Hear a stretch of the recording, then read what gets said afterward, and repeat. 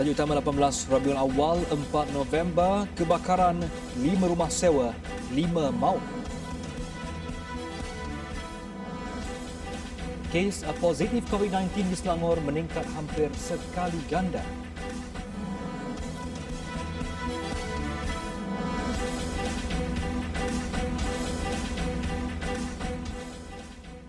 Bismillahirrahmanirrahim. Assalamualaikum warahmatullahi wabarakatuh. Berita Al-Hijrah malam ini bersama saya Adi Akmal Shahrom.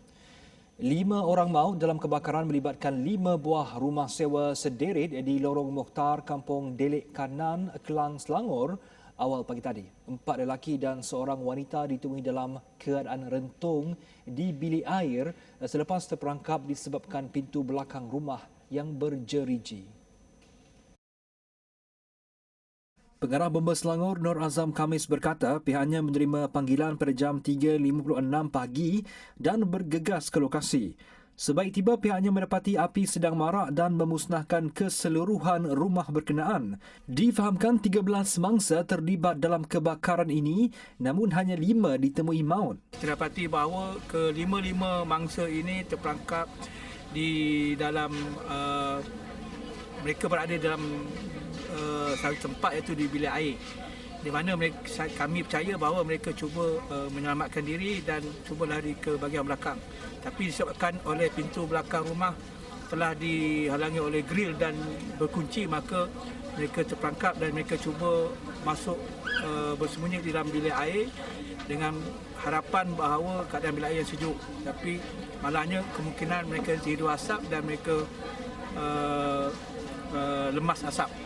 Setelah api dipadam sepenuhnya, pihak bomba menjumpai mayat lelaki warga Kemboja di rumah pertama, manakala 4 lagi mangsa dipercayai daripada satu keluarga ditemui di rumah kedua. Mangsa sekeluarga itu terdiri daripada seorang warga tempatan dengan isterinya warga Kemboja bersama seorang lelaki dewasa dan seorang kanak-kanak lelaki. Menurut Nur Azam, keraan rumah yang rapat serta struktur mudah terbakar menyebabkan api marak dengan cepat. Api berjaya dikawal pada jam 4.20 pagi. Punca kebakaran dan jumlah kerugian masih dalam siasatan. Baru-baru ini negara dikejutkan dengan kes bunuh melibatkan sahabat baik yang dipercayai pada awalnya berpunca daripada perselisihan faham. Sebelum itu, sebelah pihak dilaporkan banyak berasa tidak puas hati, seterusnya menyimpan dendam sehingga berakhir dengan kematian. Sejauh mana memendam perasaan boleh membuatkan seseorang itu bertindak luar kawalan sehingga hilang kewarasan. Bagi mendapatkan pandangan dan penjelasan mengenai keadaan emosi yang turut melibatkan tragedi menyayat hati itu di Thailand Skype ketika ini kita bersama pakar psikologi dan kaunseling Universiti Pendidikan Sultan Idris UPSI Dr. Fauziah Muhammad Saad. Assalamualaikum Dr. Salam semua. Ya baik Dr. Selamat malam. Selamat malam. Berbalik kepada kes bunuh kawan baik sendiri di Terengganu baru-baru ini. Jadi apa pandangan doktor mengenai kes ini? Okey, mengapakah seseorang itu sanggup berdendam dan sehingga boleh membunuh seseorang ya? Pelbagai faktor yang boleh kita lihat dan saya seorang pakar psikologi kaunseling, saya akan lihat dari aspek kesihatan mental lah.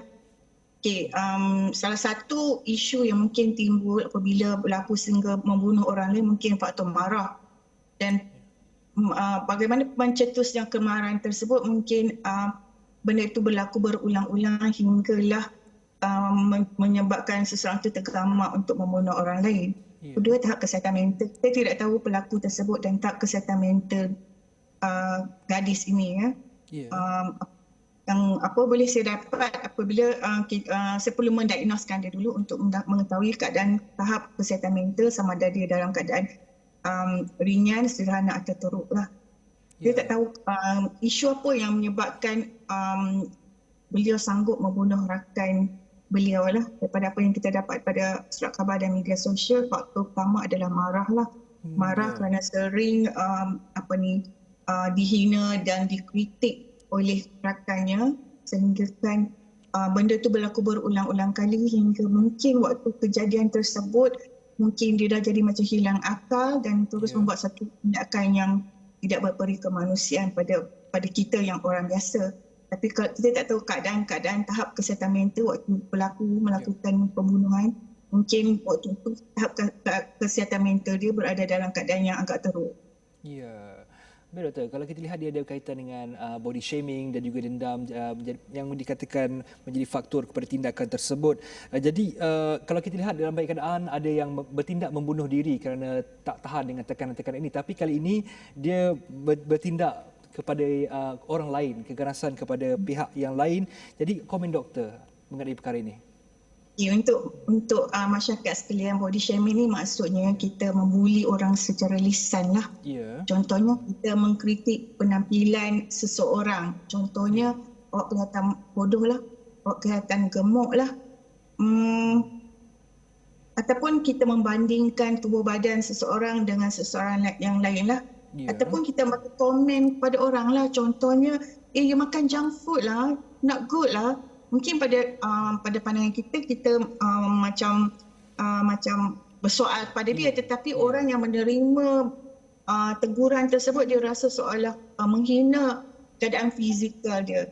Okey, berbalik pada kes tadi. Okey, kes tadi berlaku apabila si pelaku itu berkata yang beliau sering dihina, sering diperli atau dikritik. Contohnya macam kadang-kadang kita kritik orang, kita tak sedar, oh you tak cantik lah sebab tu you tak dapat date kan. Jadi benda itu akan menyebabkan orang yang menerima kritikan tersebut rasa rendah diri dan self-esteem dia akan menurun lah. Tapi dalam konteks kepada yang berlaku dalam kes yang kita bicara ini, di mana yang membunuh itu dikritik, maksudnya oleh kerana penampilannya yang tidak seberapa, oleh kerana keadaan ekonomi keluarga yang tak seberapa menyebabkan susah untuk dia mendapat jodoh. Mungkin pada gadis ini benda itu adalah sangat memalukan beliau, sangat menyedihkan beliau sehingga tidak dapat mengawal kewarasan beliau. Mungkin benda ini berlaku berkali-kali sehingga kan sampai satu level hilang kewarasan dia hingga tergamak untuk membunuh kawan dia. Ya, sekiranya berlakulah keadaan seperti ini, apa yang boleh dilakukan untuk mengelak daripada bertindak secara di luar kewarasan ini? Saya selalu meminta terutama pada rakyat Malaysia iaitu jagalah kesihatan mental kerana penyakit kesihatan mental ini dia tidak bukan sakit macam dia bukan sakit yang kita boleh nampak.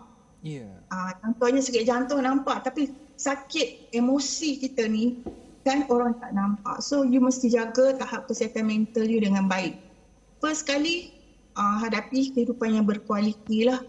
Berkualiti mesti buat, terutama dalam keadaan PKP ni kita semua habis terkurung dalam rumah. Lakukanlah senaman sekurang-kurangnya sekali sehari 20 minit sahaja.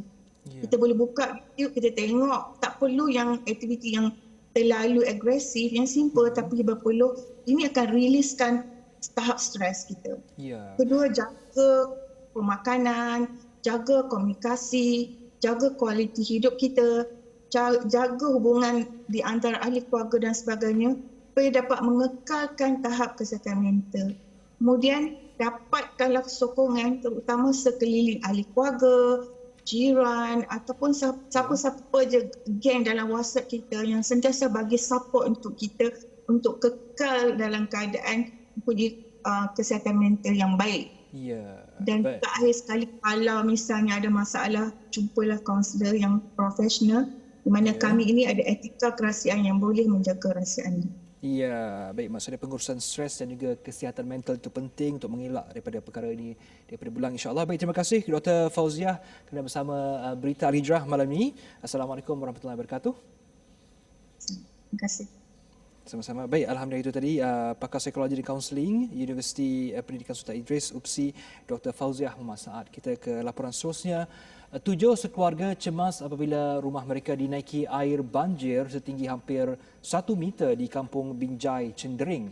Dalam kejadian jam 7.30 malam itu, Ketua Keluarga Mat Harun Awang, 62 tahun, terpaksa meminta bantuan bomba bagi menyelamatkan diri. Menantu Mat Harun, Zamri Ahmad, 40 tahun berkata, dia yang menetap di kampung seberang pintasan Dungun dihubungi ibu mertuanya, Ngah Ali, mengenai banjir itu. Zamri bergegas pulang ke rumah kedua mertuanya apabila dimaklumkan perkara berkenaan dan bimbang akan keadaan mereka yang agak uzur dan 3 anak saudara yang masih kecil. Dia masa yang 27 tadi kan, hujan lebat sekejap tu. Masa tu dia naik. Air naik dalam pukul 7.30 hal. Lepas tu sebab dia lokang dia tersekat, jadi hujan dah berhenti pun dia tak turun. Tambahnya, bomba dihubungi untuk meminta bantuan memandangkan air naik agak tinggi sedangkan pergerakan bapa dan ibu mertua agak terbatas kerana sakit lutut. Banjir tersebut turut melibatkan 9 rumah lain di Kampung Binjai termasuk satu yang tidak berpenghuni. Kita terpaksa menggunakan bot untuk mengambil 2 warga emas kerana warga emas itu mengalami sakit di bahagian lutut, mana tidak boleh berjalan lah. Dan membahayakan sekiranya mengharungi air walaupun dalam paras pinggang. Beliau berkata pihaknya mengambil masa hampir 20 minit untuk menyelamat Mat Harun dan keluarganya dengan menggunakan sebuah bot. Banjir berlaku ekoran hujan lebat selama 1 jam yang bermula pada pukul 6 petang dan berpunca daripada masalah saliran. Manakala di Negeri Sembilan, seorang lelaki dilaporkan hilang selepas dihanyutkan arus deras dalam banjir kilat di Seremban awal pagi tadi. Sehingga kini mangsa masih belum ditemui. Menurut Ketua Polis Daerah Seremban, Asisten Komisioner Muhammad Said Ibrahim, pihaknya masih belum menerima laporan orang hilang dari waris atau kenalan mangsa. Namun kehilangannya berdasarkan laporan orang ramai yang mendakwa lelaki yang berusia dalam lingkungan 20-an itu hanyut di bawah arus deras. Susulan itu, pasukan SAR seramai 35 anggota bomba dan penyelamat serta 12 anggota polis telah memulakan operasi mencari. Difahamkan lelaki ini kita tak dapat butiran dia. Walau bagaimanapun pihak polis telah mengambil tindakan bersama Jabatan Bomba untuk menjalankan tindakan mencari dan menyelamat. Cuma kesahihan maklumat ini kita tak dapat lagi. Setakat ini tidak ada laporan polis yang mengatakan ada orang hilang dan sebagainya. Namun jelas beliau, jika masih belum menemui mangsa dan keadaan mengizinkan, pencarian esok akan menggunakan anjing pengesan sebelum diteruskan dengan anggota penyelam. Hujan lebat awal pagi tadi menyebabkan beberapa kawasan di Seremban dan Rembau dilanda banjir kilat. Cap aja naik sampai sini. Lepas tu aunty tu panggil, "Akak keluar, akak keluar, akak." Tak sempat nak keluar, cepat air naik sampai sini. Masa saya keluar dari sini pukul 12, pukul 2 tu, air dah sampai sini. Anak air semua kecil-kecil lagi, kena dokong lagi. Ambil 2 orang, satu dokong, satu letak dalam basin. Tolak dia sampai pergi dekat restoran depan sana.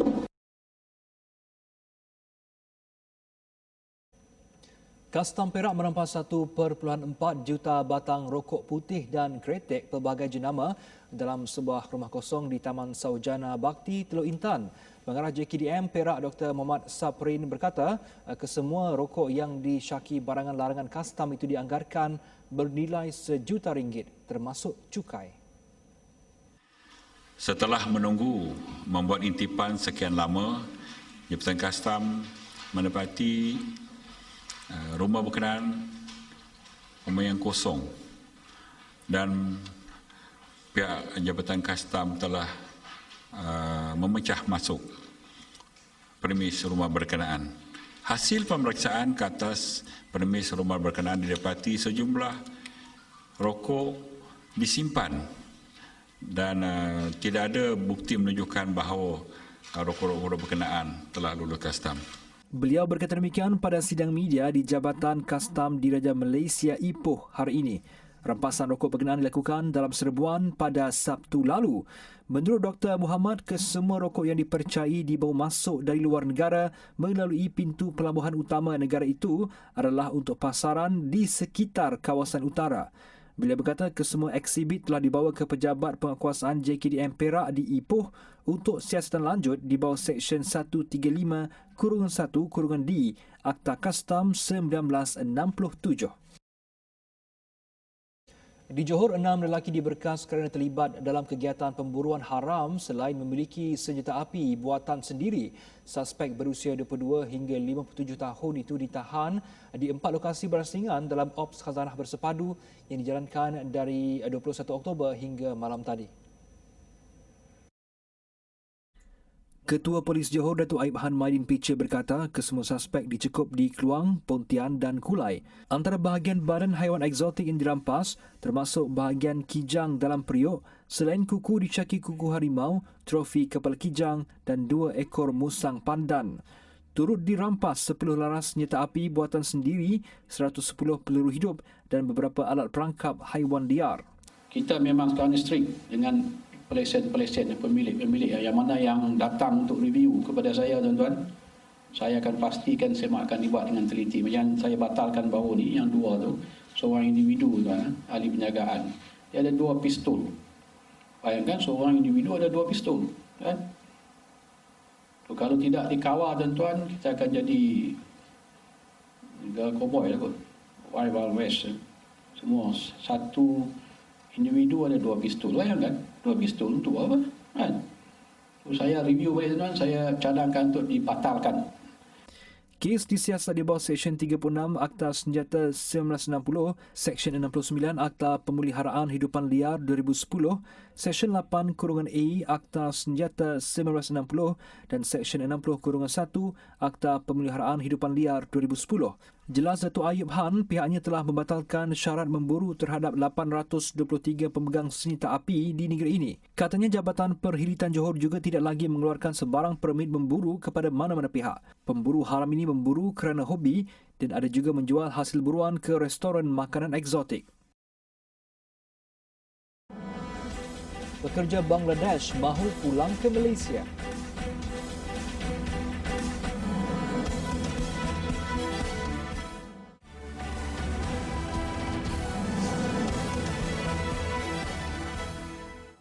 Bertemu kembali, rakyat dari mana-mana negara berisiko tinggi masih belum dibenarkan masuk ke negara ini, termasuklah warga Bangladesh yang mahu pulang bekerja di Malaysia.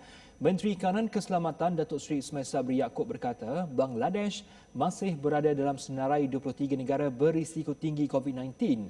Dalam masa sama, dasar tutup pintu masuk kepada warga asing ketika ini masih kekal. Polisi kita untuk menutup sempadan negara kita kepada warga asing masih kekal. Tidak ada perubahan.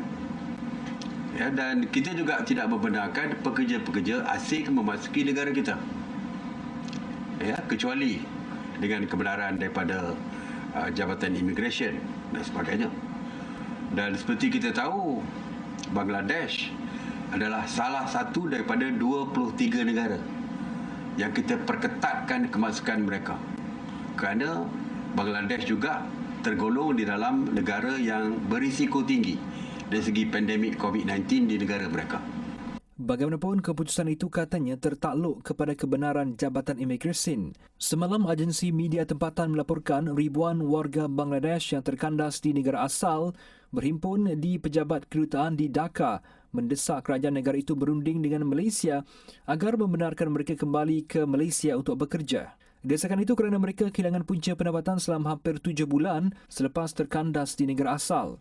Sementara itu, Datuk Seri Ismail Sabri mengumumkan Perintah Kawalan Pergerakan Bersyarat PKPB di Mukim 12 daerah Barat Daya Pulau Pinang berkuat kuasa 6 November hingga 19 November. Keputusan itu dibuat selepas 35 kes positif dilaporkan setakat semalam, termasuk 11 kes baru.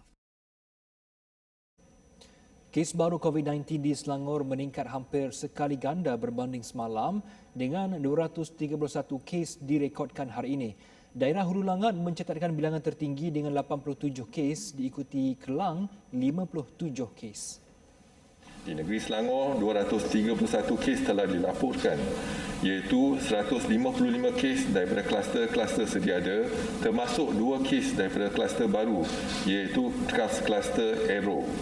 40 kes daripada saringan kontak rapat kes positif, 1 kes saringan pulang dari negeri Sabah, 1 kes saringan severe acute respiratory infection dan 34 kes daripada lain-lain saringan COVID-19.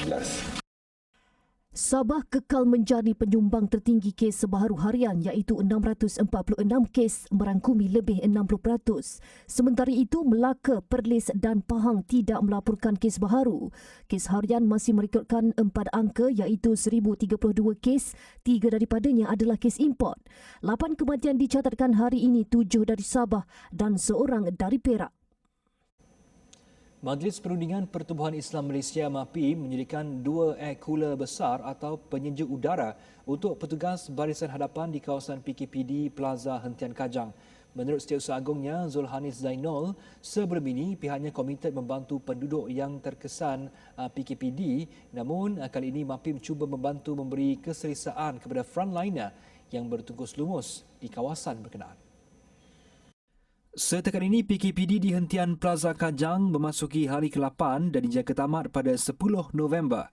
Dan daripada pihak MAPIM, setelah kita bagi banyak makanan berupa food pack, hari ini kita nak menyantuni frontliners. Jadi kita ulurkan bantuan bersifat air cooler. Kerana kita tahu keadaan cuaca yang begitu terik, mereka yang ni kita nak bagi keselesaan. Jadi kita hantar air cooler ini untuk digunakan oleh frontliner kita yang berkhidmat di kawasan PKPD ini dah hampir 2 minggu dan mungkin akan ditambah lagi. Selain Plaza Hentian Kajang, MAPIM turut berhasrat untuk memberi bantuan kepada petugas barisan hadapan di kawasan PKPD yang lain dalam masa terdekat. Bagi yang mahu turut serta dalam memberikan sumbangan, anda boleh menyalurkannya di tabung kemanusiaan MAPIM di nombor 5622 6354 0066 atau menghubungi di talian yang tertera. Dalam pada itu, rangkaian restoran Cina Muslim, Restoran Muhammad Chan, turut memberikan bantuan makanan panas sebanyak 300 bungkus kepada penduduk yang terkesan di sini. Sebenarnya apa yang kami hantar hari ini adalah hasil daripada sumbangan orang ramai, untuk diagihkan, dan saya mengambil kesempatan ini untuk berterima kasih kepada penyumbang-penyumbang dan penyokong kami lah. Dan kita datang atas Pertubuhan Kebajikan Muhammad Chan dan Yayasan Mualaf Malaysia. So kami berharap kami akan, dan insya-Allah kami akan datang selepas ni. Kesemua sumbangan tersebut diberikan kepada Pegawai Kebajikan Masyarakat bagi pihak pengerusi Jawatan Kuasa Pengurusan Bencana Daerah Hulu Langat, Nur Azilah Nuruddin, untuk proses pengagihan makanan. Pernah menderita kanser tulang tahap 4 dan kini bergantung kepada kaki palsu untuk bergerak. Ujian berat itu terpaksa dilalui Wan Arif Firdaus Wan Ahmad Effendi, 16 tahun, yang berasal dari kampung Sentang Batu Gajah Perak. Walaupun hilang upaya ketika masih remaja, Wan Arif Firdaus cekal mengharungi kehidupan, malah sedia membantu keluarganya mencari rezeki bagi menampung kos rawatannya. Jika dilihat perwatakan Wan Arif yang aktif ini, siapa sangka dia tidak seperti rakan seusianya yang lain. Pergerakannya hanya bergantung kepada kaki palsu selepas sebelah kakinya dipotong akibat kanser tulang.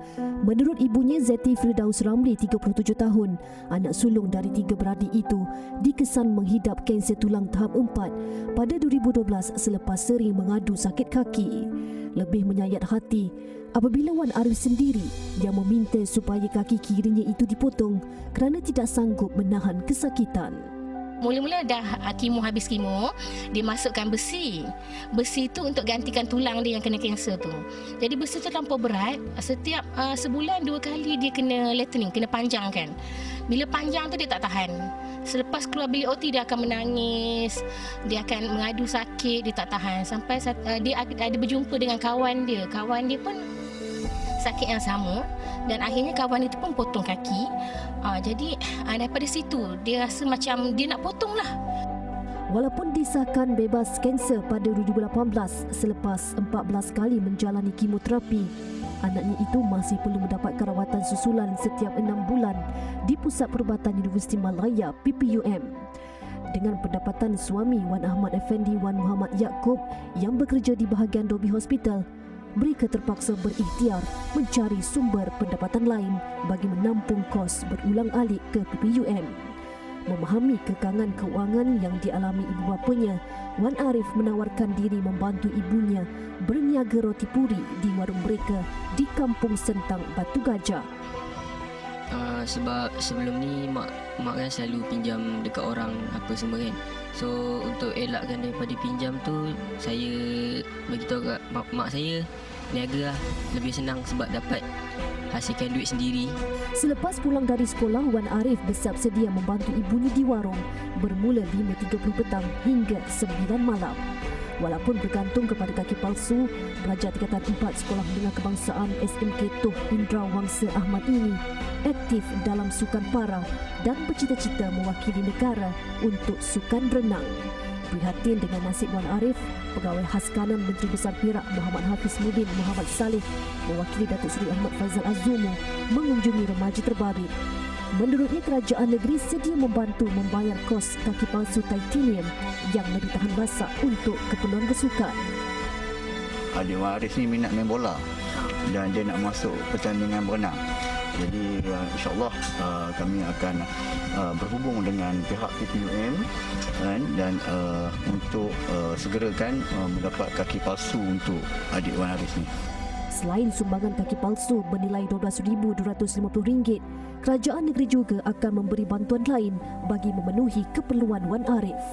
Orang ramai yang ingin membantu pula boleh menghulurkan sumbangan ke Maybank Wan Ahmad Effendi Wan Muhammad Yaakob bernombor 1580 1511 4461.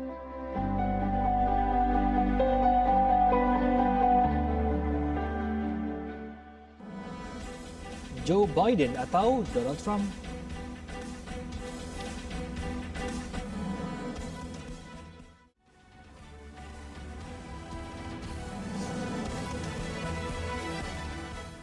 Bertemu kembali, pilihan raya Presiden Amerika Syarikat 2020 menyaksikan persaingan sengit antara calon Demokrat Joe Biden dan calon Republikan Donald Trump. Setakat jam 7 malam tadi, Biden mendahului tipis dengan 238 undi elektoral berbanding pencabarnya 213.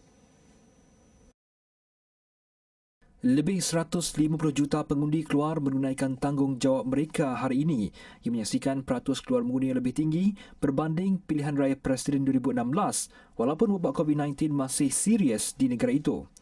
Biden mengejutkan Trump setelah menang di kawasan tradisi kubu kuat Republikan termasuk Atlanta dan Georgia. Manakala Trump menang di beberapa negeri kritikal antaranya Florida dan Ohio selain mengekalkan kemenangan di negeri konservatif seperti Alabama, Kentucky, Mississippi, Oklahoma dan Tennessee. Calon perlu menang sekurang-kurangnya 270 undi elektoral untuk memenangi Rumah Putih. Keputusan pilihan raya Presiden dijangka lebih lewat daripada biasa berikutan COVID-19. Militan Daesh mengaku bertanggungjawab mendalangi serangan pengganas di Vienna, Austria semalam. Ia diwar-warkan menerusi satu kenyataan media dan rakaman video yang disiarkan lidah rasmi militan itu, Amaq. Kenyataan itu menunjukkan gambar seorang lelaki yang dikenali sebagai Abu Dagnah Al-Albani yang dikatakan salah seorang militan dalam serangan itu. Turut didedahkan video lelaki berkenaan yang mengikrarkan taat setia kepada ketua militan Daesh Abu Ibrahim Al-Hashimi Al-Quraisy. Serangan 8 malam Isnin waktu tempatan itu telah mengorbankan 4 nyawa setakat ini. Sekurang-kurangnya 22 individu cedera dalam serangan itu. Pihak berkuasa Austria mengenal pasti penyerang yang ditembak mati sebagai Kujim Fejolai, individu yang mempunyai kerakyatan Austria dan North Macedonia. Dia pernah dipenjara 22 bulan pada April tahun lalu kerana cuba mengembara ke Syria untuk menyertai militan Daesh. Dengan itu sekian berita Al-Hijrah. Terima kasih kerana menonton. Assalamualaikum warahmatullahi wabarakatuh.